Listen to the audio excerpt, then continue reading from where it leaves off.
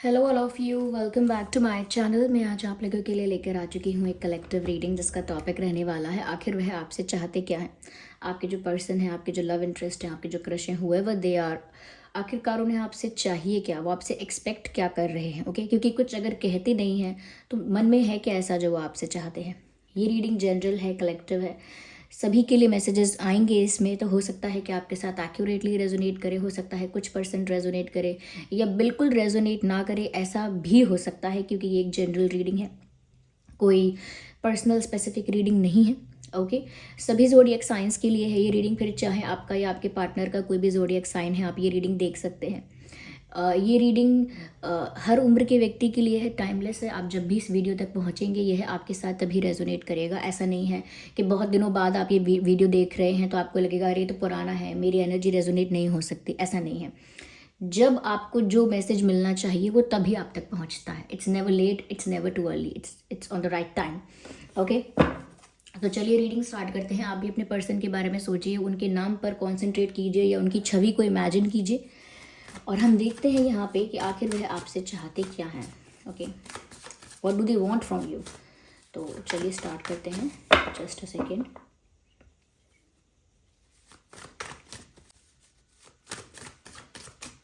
चलिए, तो ये कार्ड पॉप आउट हुआ है जो कि है 8 of pentacles.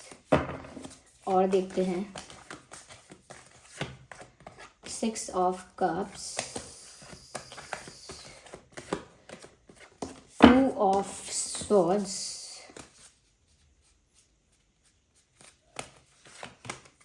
the emperor, 5 of pentacles, and the energy of the deck is 5 of swords. देखिए, पहले इन कार्ड्स को हम अरेंज करते हैं फिर बताते हैं।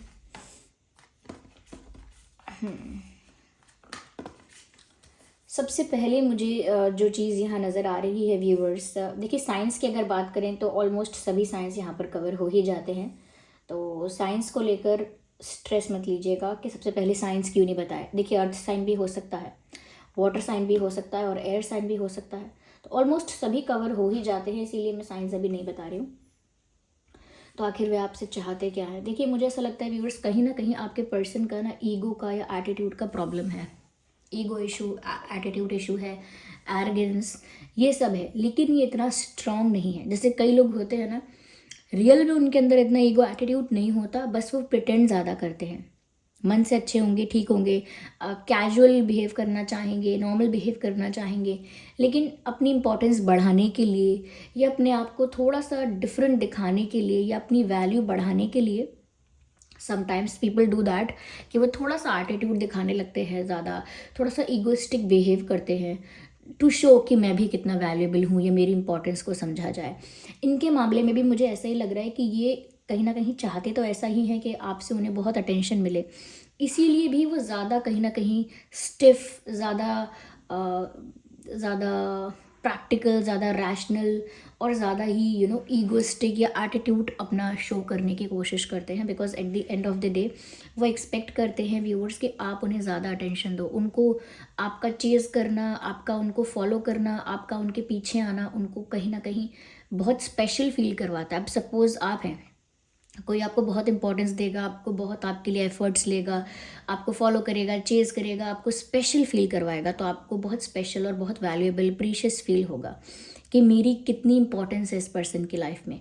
और कहीं ना कहीं अगर आप बहुत ज़्यादा ही उस पर्सन के लिए अपना प्यार शावर करने लगेंगे, एकदम आप भी बहुत ज़्यादा अटेंशन देने लगेंगे, आप भी बहुत ज़्यादा कहीं ना कहीं उसको ऐसे ही फॉलो करने लगेंगे, उतना ही अटेंशन देंगे, तो फिर वो चीज़ वैसी नहीं होगी कि वो पर्सन उतना ही ज़्यादा फिर आपके लिए करे या ना करे, क्योंकि उसको लगेगा चलो ये तो मुझसे प्यार करने लगे, अब हम दोनों इक्वल हो गए, या अब इतना क्या एक दूसरे को स्पेशल फील कराना। समवेयर उनको ऐसा लगता है कि उन्हें आपका ज़्यादा अटेंशन चाहिए, और टू गेट दैट अटेंशन वो थोड़ी वियर्ड चीज़ें करते रहते हैं, जैसे छोटी सी बात पर ज़्यादा गुस्सा होना। ओके, छोटी सी बात पर ब्लॉक करना, या छोटी सी बात पर जैसे बात करते करते फ़ोन काट देना, छोटी सी बात पर रिप्लाई करना बंद कर देना। इसीलिए नहीं कि उनको बहुत हर्ट हुआ है, इसीलिए क्योंकि उन्हें आपका अटेंशन पाना अच्छा लगता है। वो बहुत स्पेशल फील करते हैं आपकी वजह से, इसीलिए ज़्यादा ईगो दिखाते हैं। बल्कि रियलिटी में ऐसा नहीं है, जबकि रियलिटी में ऐसा ईगो है ही नहीं। It is just an act दिखा रहे हैं बस। ये अगर आप बहुत टाइम के लिए इनको इनको साइलेंट ट्रीटमेंट देंगे, या बिल्कुल चुप हो जाएंगे, या डिसअपेयर हो जाएंगे, या कहीं ना कहीं आप भी इनके साथ वैसा ही बिहेव करने लगेंगे, तो आपको तो एटीट्यूड की ज़रूरत भी नहीं है। अगर सिर्फ आप थोड़ा सा सेल्फ रिस्पेक्ट भी ज़्यादा मेंटेन करना स्टार्ट कर देंगे, थोड़ा सा ज़्यादा स्ट्रेट फॉरवर्ड होना स्टार्ट कर देंगे, इतने में ही ये पर्सन अंदर से पूरा हिल जाएंगे, इतने में ही अंदर से डर जाएंगे कि ये क्या हो रहा है, ये हो क्या गया ये तो गेम उल्टा हो गया, टेबल्स टर्न हो गए। तो यहाँ पर वो चाहते से हैं, क्या चाहते हैं, आपका अटेंशन, और उसके लिए वियर्ड चीज़ें करते हैं। वियर्ड चीज़ें जैसे सपोज़ कोई ऐसा स्टेटस, कोई ऐसी स्टोरी लगाएंगे जिससे आपको हर्ट होगा, या क्वेश्चन मार्क आएगा आपके दिमाग में कि ये क्यों डाला, किसके लिए पोस्ट किया, ये क्या मतलब है इस बात का, just to get your attention. Okay, कुछ ऐसा बोलेंगे इनडायरेक्टली, जो आपको समझ में आएगा, नहीं भी आएगा, आप कंफ्यूज हो जाओगे। तो at the end of the day आप उनके बारे में ही सोचोगे कि ऐसा क्या कह रहे हैं। अचानक से नॉर्मल बिहेव करते करते कुछ डिफरेंट, कुछ वियर्ड बिहेव करेंगे, स्ट्रेंज, और आपको लगेगा मैंने क्या किया, मुझे पता नहीं मैंने क्या किया, इनको अचानक क्या हो गया। तो आपको भी नहीं पता होगा आपने क्या किया, और बात ऐसी है कि उनको भी नहीं पता कि आपने क्या किया। It is just that they want your attention. तो ऐसा इनका हिसाब किताब है। मुझे यहाँ पर ऐसा लगता है कि समवेयर इनको ये भी कन्फ्यूजन एक होता है, कन्फ्यूजन नहीं कहूँगी, समवेयर ये इंसान स्टक है कि ये क्या करे, खुद से भी एफर्ट लेना स्टार्ट कर दे, या फिर ऐसे ही चलता रहने दे, जो चल रहा है चलने दे।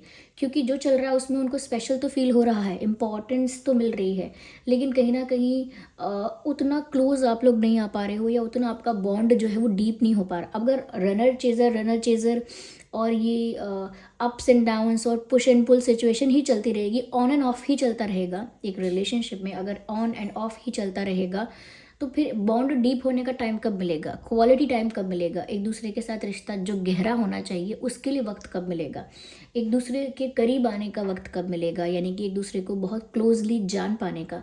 तो उनको लगता है कि just to get the attention, just to feel special, काफ़ी सारी चीज़ें सेक्रीफाइस हो रही हैं। उनको ये भी लगता है, सपोज अगर ये ईगो दिखाएंगे, 10 दिन बात नहीं करेंगे आपसे, तो वो जो मोमेंट्स आप एक साथ जी सकते थे, जो टाइम रोमांटिकली स्पेंड कर सकते थे, जो पल यादगार हो सकते थे, जिसमें आप लोगों का बॉन्ड और डीप हो सकता था, वो समय कैसा बीत गया एक दूसरे को मनाने, रिझाने, समझाने और याद करने में।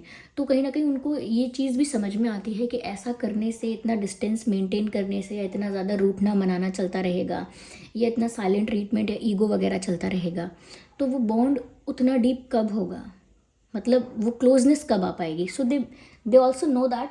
तो थोड़ा सा स्टक रहते हैं, कन्फ्यूजन सा रहता है कि मैं क्या करूँ, मैं भी एफर्ट्स लेना शुरू कर दूँ, मैं भी अपनी ईगो को साइड लाइन करके आगे बढ़ के सब कुछ करूँ, या फिर मेरा मानना सही है कि अगर मैं ज़्यादा करने लगा या करने लगी तो ये इंसान फिर अपनी तरफ से एफर्ट्स लेना कम कर देगा, मुझे अटेंशन देना वापस कम कर देगा, वापस अगर हो सकता है मुझे फॉर ग्रांटेड भी ले, क्योंकि शायद इनके साथ पास्ट में ऐसा हुआ है।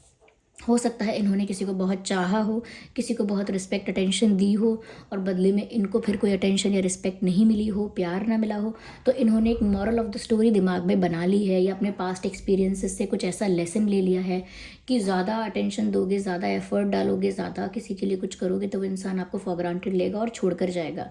ऐसा अगर साथ में भी नहीं हुआ है इनके, तो हो सकता है इन्होंने किसी अपने आसपास किसी फ्रेंड का या किसी और का रिश्ता देखा है जहाँ पर ऐसा ही हुआ, तो उनके दिमाग में ये बात फिट हो गई कि ज़्यादा वो नहीं करना है, ज़्यादा करोगे तो फिर इंसान फॉर ग्रांटेड लेगा, या किसी ने इनको एडवाइस किया है कि अरे ज़्यादा सर पे मत चढ़ाना, ज़्यादा भाव मत देना, ज़्यादा पिघलना मत, इस तरह की लोग एडवाइस देते हैं, लेकिन ये भी इतना अच्छा नहीं है। तो या तो खुद का एक्सपीरियंस है, या किसी को देखा है, या किसी ने समझा दिया है, कोई भी बात हो सकती है जिसको ये मन में सेट करके बैठे हैं, उस बात को फिट कर लिया है बिल्कुल। But they miss you, 6 of cups का कार्ड है। उनको ऐसी चीज़ें दिखती हैं जो उन्हें आपकी याद दिलाती हैं। सपोज ऐसा गाना कहीं बज रहा होगा जो आपका फेवरेट है, या आपके साथ उन्होंने सुना था, या आपको सुनाया था, या आपने सुनाया था, या आपको डेडिकेट किया था, वट एवर, जो भी कोई ऐसा सॉन्ग जो आपको पसंद है या आपकी याद दिला सकता है, ऐसे गाने उनके आसपास अगर बजते हैं तो 1 सेकंड में उनको आपकी याद आ जाती है। आपका नाम कहीं दिखता है उनको तो आपकी याद आ जाती है, आपके जैसा ड्रेस कहीं दिखेगा या आपके जैसा कोई सामान, बैग, पेन, कुछ भी, मतलब एग्जाम्पल दे रही हूँ बस, तो उनको आपकी याद आ जाती है। तो कहीं ना कहीं ऐसा लगता है कि जैसे ये इंसान ना आपको मिस बहुत करते हैं। और बहुत सारे ऐसे मोमेंट्स हैं जो आप लोगों ने एक साथ स्पेंड किए हैं या नहीं भी किए हैं, कुछ बातें हैं जो आप लोगों ने एक साथ की हैं, कोई कॉन्वर्जेशंस ऐसी हैं जो उनके लिए बहुत मेमोरेबल हैं, तो वो उनको बहुत याद करते हैं, रिक्रिएट करते रहते हैं। और कहीं ना कहीं दिमाग में रिक्रिएट भी करते हैं और फ्लैशबैक में जाते रहते हैं और याद करते रहते हैं उन सब पलों को, जीना चाहते हैं उन पलों को वो आपके साथ, और आपके पास वापस आना चाहते हैं। अगर किसी भी तरह का डिस्टेंस है, ब्रेकअप है, सेपरेशन है, या सिर्फ एक नॉर्मल गैप आया है, मिसअंडरस्टैंडिंग या फिर रूठने मनाने की वजह से या ईगो की वजह से, तो भी वो आपको बहुत मिस करते हैं and they really want to come back. ये 6 ऑफ कप्स ये भी बताता है, सिर्फ इतना ही नहीं कहता कि वो मिस कर रहे हैं, ये भी बताता है कि वो मिस इतना कर रहे हैं कि वो वापस आपके पास आना चाहते हैं। Yeah, they do really want to come back to you. They want to offer you their love, their cup of love. दिल की इच्छाएं तो ये हैं कि अपना जो प्यार है, अपना जो लव है, ट्रू जेन्युइन प्यार जो है वो आपको ऑफ़र करें, ये उनके मन की इच्छा है। लेकिन करते क्या है एक एम्परर की तरह, एक एक डिसिप्लिन, स्ट्रॉन्ग, या एक कॉन्फिडेंट, ईगोइस्टिक एनर्जी में बैठे रहते हैं अपने थ्रोन पे कि मुझे किसी के आगे नहीं झुकना, मैं किसी को फॉलो नहीं करता, मैं किसी से माफ़ी नहीं मांगना, मुझे माफ़ी नहीं मांगनी या नहीं मांगता, समथिंग लाइक दैट। तो ये बाहरी दिखावा है, लेकिन अंदर से ये डिज़ायर ये है कि वो अपना प्यार आपको आके ऑफ़र करें। तो वो क्योंकि मिस कर रहे हैं आपको, क्योंकि चीज़ें उन्हें आपकी याद दिलाती हैं। Somewhere they miss that support, somewhere they need you, ऐसा है। एक कमी आपकी है, उनको आपकी ज़रूरत महसूस होती है, उन्हें आपकी कमी तो खलती है। आपका सपोर्ट, आपका सहारा, any kind of support, emotional support, moral support, any kind of support expect तो करते हैं। वो चाहते हैं कि आपका सपोर्ट मिले, लेकिन वो जानते हैं कि उन्हीं की वजह से कुछ नहीं हो पा रहा है। डिज़ायर बहुत कुछ है और उनको साथ साथ ये भी पता है कि वो डिज़ायर्स पूरे नहीं हो पा रहे हैं क्योंकि इनका ईगो कारण है। लेकिन वो अपना ईगो भी नहीं छोड़ रहे हैं, क्योंकि उनको लगता है फिर जब आप उनको इम्पोर्टेंस ही नहीं दोगे तो फिर क्या फ़ायदा बाकी चीज़ों का। तो ये इंसान ना बहुत गलत सीखा हुआ है या बहुत गलत सिखाया हुआ है, या बहुत गलत बिलीव किया हुआ है कुछ, यानी कुछ ऐसा अज्यूम कर लिया है जो ठीक नहीं है, किसी की ऐसे पर्सन की बात मान ली है जो ठीक नहीं है, या कुछ ऐसा अपनी लाइफ में एक ऐसा लेसन सीख लिया है जो कि रेलेवेंट नहीं है, इतना इतना सही भी नहीं है। तो थोड़ा बिहेव कर सकते हैं ईगोइस्टिक आपके साथ। थोड़ा सा मुझे ऐसा लगता है कि ये इंसान दूसरों को भी अटेंशन दे सकते हैं सिर्फ आपको जेलस फील करवाने के लिए। तो अगर आपको लग रहा है किसी और के साथ क्लोज हो रहे हैं ज़्यादा, ऐसा मत सोचिएगा कि बहुत ज़्यादा किसी को चाह रहे हैं, पसंद कर रहे हैं या किसी की तरफ अट्रैक्टेड हैं। नो, ये किसी के साथ अगर क्लोज होते हैं तो आपकी जेलसी देखना चाहते हैं बस, क्योंकि अगेन आपसे अटेंशन पाना, आपसे इम्पोर्टेंस पाना उनका जैसे एम है।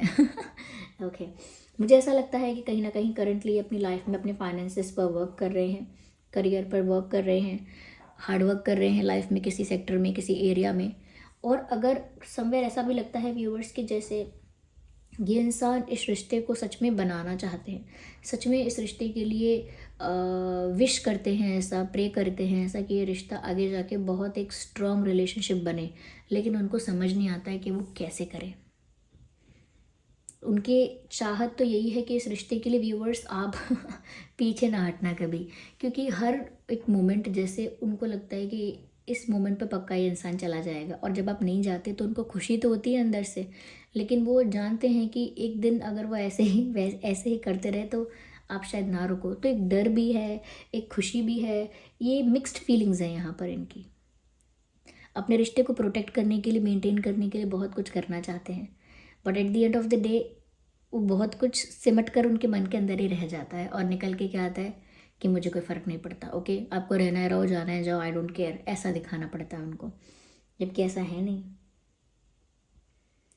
वो जब अगर व्यूअर्स मौका आएगा, क्योंकि आप उनको अगर बहुत ज़्यादा एफ़र्ट्स उनके लिए लेते हैं और आप उनकी बहुत ज़्यादा केयर करते हैं, या आप कहीं ना कहीं उनको स्पेशल फील सच में इतना करवाते हैं कि उनको मना लेते हैं या सॉरी बोल देते हैं, ऐसा कुछ करते हैं, तो वो मोमेंट ही नहीं आ पाता कि आप भी स्पेशल फील कर पाएँ। जिस दिन मैंने कहा ना आपने बात करना बंद कर दिया, या आप डिसअपेयर हो गए, या आपने एक साइलेंट ट्रीटमेंट दे दिया तो मैंने कहा ना अंदर से हिल जाएंगे, और एक एक एक पैशनेट पर्सन की तरह, एक पैशनेट लवर की तरह इस रिश्ते को प्रोटेक्ट करने की सारी कोशिश करेंगे, सारी कोशिश।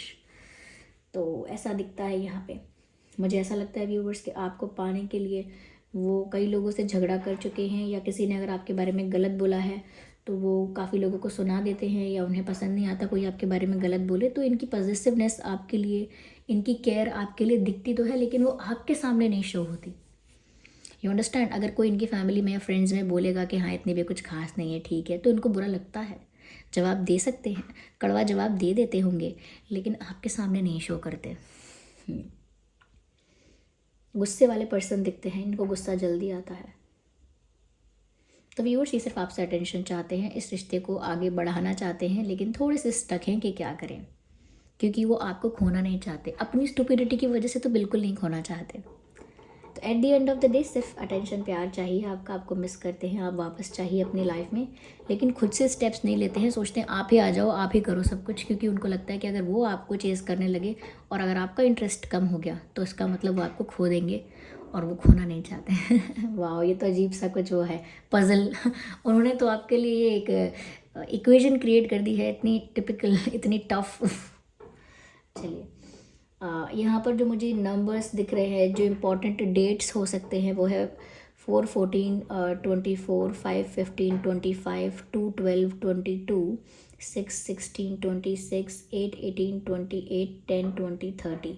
ये कुछ डेट्स हैं जो इम्पॉर्टेंट हो सकते हैं आपके लिए और आपके पर्सन के लिए। बर्थ डेट भी हो सकता है शायद, और भी कोई इम्पॉर्टेंट डेट हो सकता है। और मंथ जो इम्पोर्टेंट दिखते हैं वो है अप्रैल, मई, फरवरी, जून एंड अगस्त एंड अक्टूबर, अक्टूबर, सितंबर। ये कुछ महीने हैं जो आप लोगों के लिए रेलेवेंट हो सकते हैं, इम्पॉर्टेंट हो सकते हैं समवेयर। या चलिए हम देखते हैं यहाँ पर कि आपके और उनके नाम में ना क्या अल्फ़ाबेट्स हो सकते हैं। Let's see.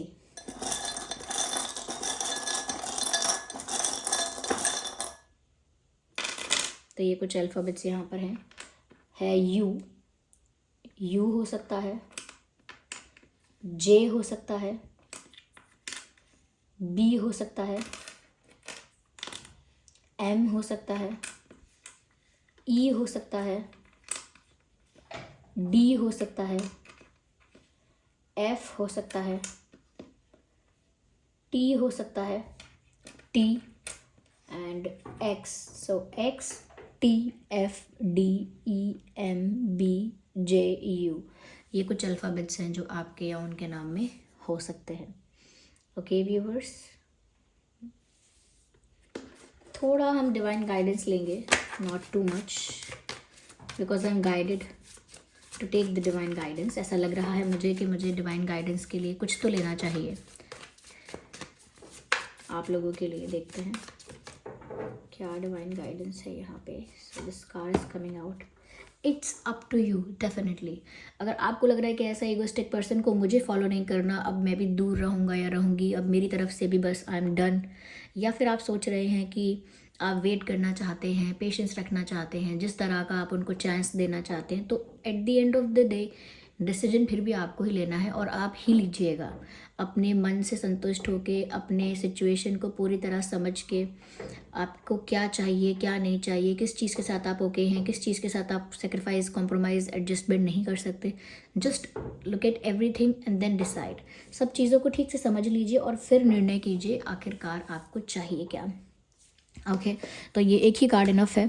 So this was the reading. I hope ये रीडिंग आपके लिए हेल्पफुल और रिलेटेबल रही है। अगर इस रीडिंग ने आपको थोड़ा भी गाइड किया है तो वीडियो को लाइक ज़रूर करें, कमेंट करके बताएं कितने परसेंट आपकी सिचुएशन से रेजोनेट करती है। आपका कमेंट बहुत इंपॉर्टेंट है, तो कमेंट करके बताएं। और अगर आप नए हैं इस चैनल पर तो सब्सक्राइब करें और बेल आइकन को प्रेस करना ना भूलें। चलिए फिर मिलते हैं अगली रीडिंग में, तब तक के लिए bye bye family, bye bye angels, love you all, bye bye, take care.